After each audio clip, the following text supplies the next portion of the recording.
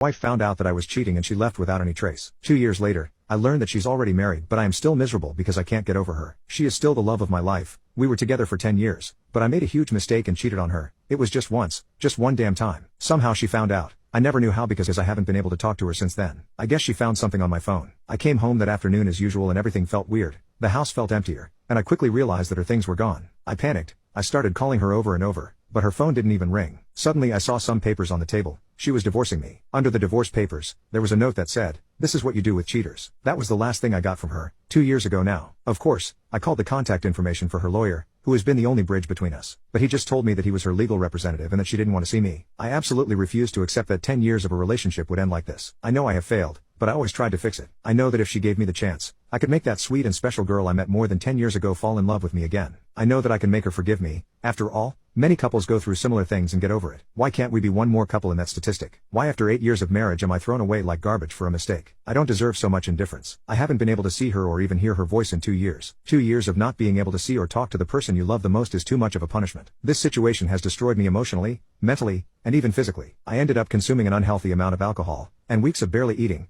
and not sleeping. I was a zombie for months. I was just functioning on automatic. I wanted to die, but I couldn't let myself die because I always held on to hope that she would come back. The divorce was finalized over a year ago. I'll be honest, I didn't make it easy. I didn't want to get divorced and I still don't understand how we can be divorced. I asked for couples therapy, but she refused. I know from my lawyer that her lawyer advised her to go at least once or twice, but she refused. It took quite a while, but finally, the divorce happened. I can't even describe the feeling I felt and still feel, as if a piece of me had been cut out. I know I hurt her, I know I failed, but I think we all deserve a second chance. When I couldn't take the pain anymore, I decided to start therapy. My therapist doesn't give me advice to get her back. He only focuses on me moving on with my life, encouraging me to meet new people and go out on dates, but I don't want to. At this point, I'm not even interested in say X anymore. A few days ago something happened that completely shattered me. I was having a few beers with my friend at my house. Let's call him Nick. We were both pretty drunk. I started talking about my wife, and he said to me, "You should put more effort into getting over her. She's over you and is happy having a life away from you. You should do the same. You can't live in this self-pity all your life." Something in his words hit me, but not in the way he expected. He spoke with a lot of confidence that my wife is over me and is happy now. How does he know that? At this point, I got angry and started pressuring him to talk. He refused. I pressed as hard as I could.